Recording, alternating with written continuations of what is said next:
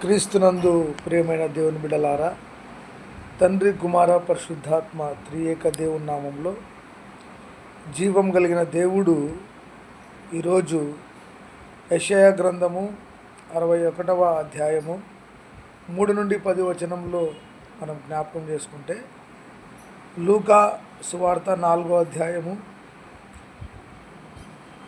18వ వచనంలో దేవుని వాక్యములు. దేవుడు మనిషి జీవితంలో కొన్ని వస్త్రాలు ఇస్తాడు. అది ఉల్లాస వస్త్రము, స్తుతి వస్త్రము, ప్రశస్త వస్త్రము, రక్షణ వస్త్రము. దేవుని నమ్మిన బిడ్డలకు ఉత్సాహగానముతో ఆయనను స్తుతించుడి అని వాక్యము సెలవిస్తుంది.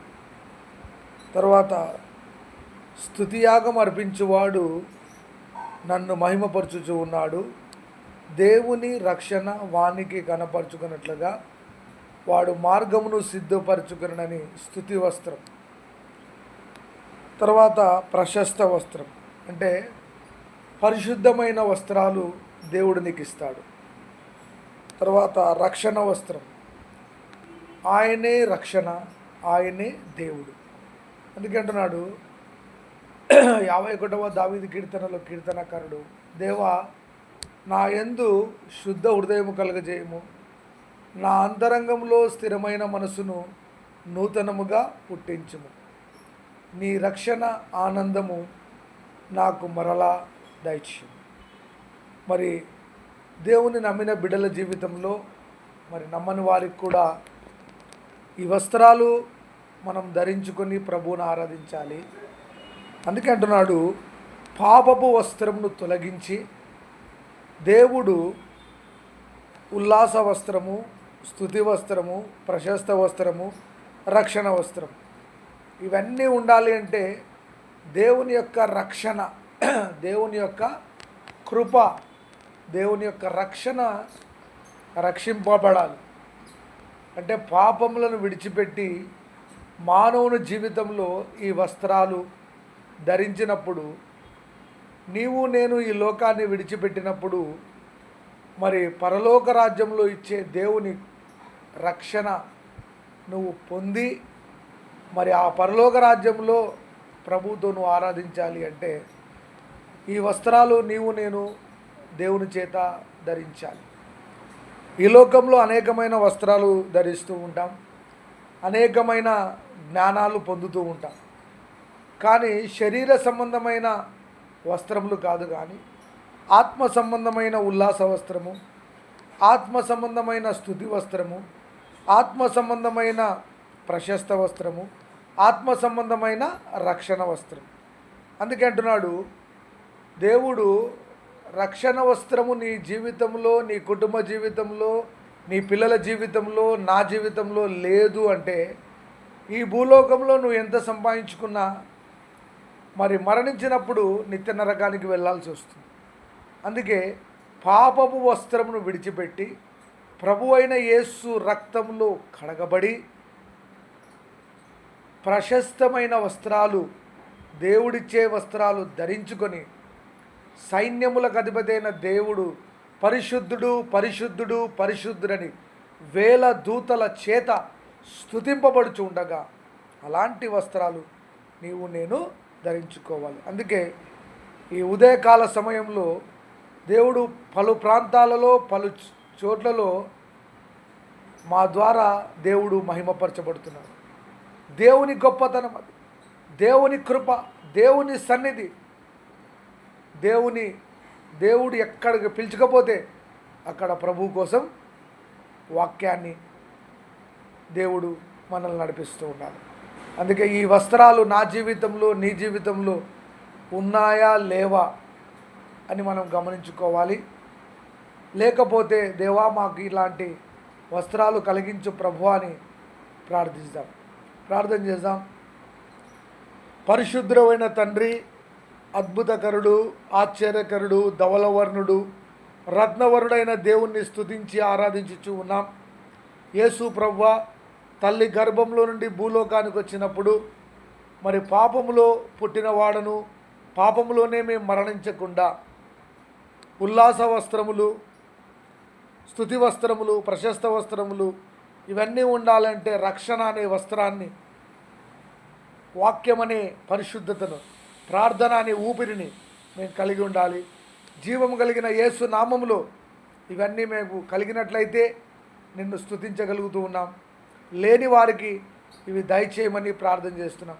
ఈలోక సంబంధమైన వస్త్రములు, ఈలోక సంబంధమైన జ్ఞానములు, ఈలోక సంబంధమైన సంపద కంటే ప్రభువా నీవిచ్చే గొప్ప సంపద అద్భుతమైనది, ఆశ్చర్యకరమైనది. తండ్రి, ఈ ఉదయకాల సమయంలో రోగుల కొరకు, అనాథుల కొరకు, దిక్కులేని వారి కొరకు, బాధల్లో వేదల్లో ఉన్న వారి కొరకు, ఏ కుటుంబంలో మరణం ఉందో, ఏ కుటుంబంలో ప్రభువా ప్రియులను కోల్పోయి వేదన పొందుతూ ఉన్నారో అలాంటి వారికి మీ ఆదరణ కలిగించండి. ఈ వస్త్రములతో అభిషేకించుమని ప్రార్థన చేస్తూ ఉన్నాం. రక్షణ వస్త్రం లేకుంటే నిత్య నరకానికి వెళ్తాం నాయన.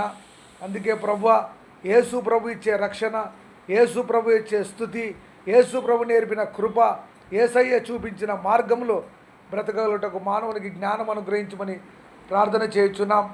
అనాథుల కొరకు, ఆకలితో అలమటిస్తున్న బిడ్డల కొరకు ప్రార్థన చేస్తున్నాం. పరిశుద్ధుడా, ఏ కుటుంబంలో వేదన ఉందో, దుఃఖం ఉందో నాయనా, యెషయా గ్రంథంలో సెలవిచ్చినట్లుగా రక్షణ వస్త్రం లేకయే ఎలా వస్తేవని నీ పరలోక రాజ్యంలో మమ్మల్ని అడగకుండా భూలోకంలో ఉన్నప్పుడే యేసు దేవుడని నమ్మి పాపమును విడిచిపెట్టి పరిశుద్ధంగా జీవించుటకు కృప అనుగ్రహించుమని, ఈ దినమంతటిలో ప్రతి కుటుంబాన్ని దీవించి ఆశీర్వదించుమని, దేశం కొరకు, రాజుల కొరకు, అధికారుల కొరకు ప్రార్థన చేస్తున్నాం. తండ్రి, ఆశీర్వదించండి. ఉదయకాలపు దీవెనలతో ప్రార్థన జీవితంలో అభిషేకించుమని ప్రార్థన చేస్తూ తండ్రి మీరు దీవించుమని యేసు నామములో అడుగుతున్నాము తండ్రి, ఆమేన్. రక్షణ దూరమైన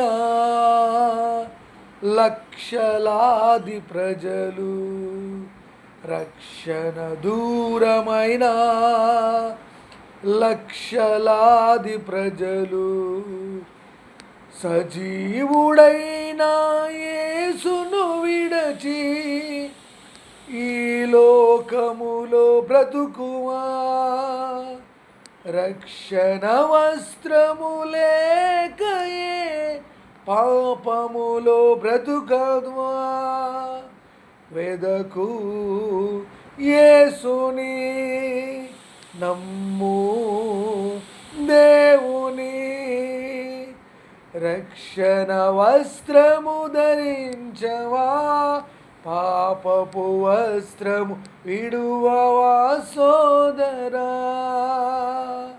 అనేకులను దీవించుమని, ఆశీర్వదించుమని, జీసస్ హోలీ ఫైర్ మినిస్ట్రీస్ ద్వారా జరుగుతున్న పరిచర్యలను దీవించమని తండ్రి, అనేక మందిని వాక్యము ద్వారా దర్శించి వారి హృదయాలలో నెమ్మది, రక్షణ వస్త్రము కలిగించుమని యేసు నామములో అడుగుతున్నాం తండ్రి, ఆమేన్. ప్రియమైన దేవుని బిడ్డలారా, ఈ ఉదయకాలపు ఈ వాక్యము ద్వారా దేవుడు మీ కుటుంబాలను దీవించును గాక, దేవుడు ఘనపరచబడును గాక, మహిమపరచబడును గాక. జీసస్ హోలీ ఫైర్ మినిస్ట్రీస్ కోసం ప్రార్థించండి.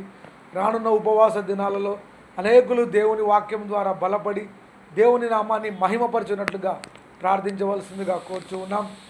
ఈ యొక్క వాక్యమును షేర్ చేయండి. ఈ యూట్యూబ్ ఛానల్లో జీసస్ హోలీ ఫైర్ మినిస్ట్రీస్ను సబ్స్క్రైబ్ చేయండి. అనేకులు దీవించబడినట్లుగా మీరు మా కోసం ప్రార్థించండి. అనేకుల కొరకు ప్రార్థన చేయటకు దేవుడు మాకు కృపనివ్వును గాక.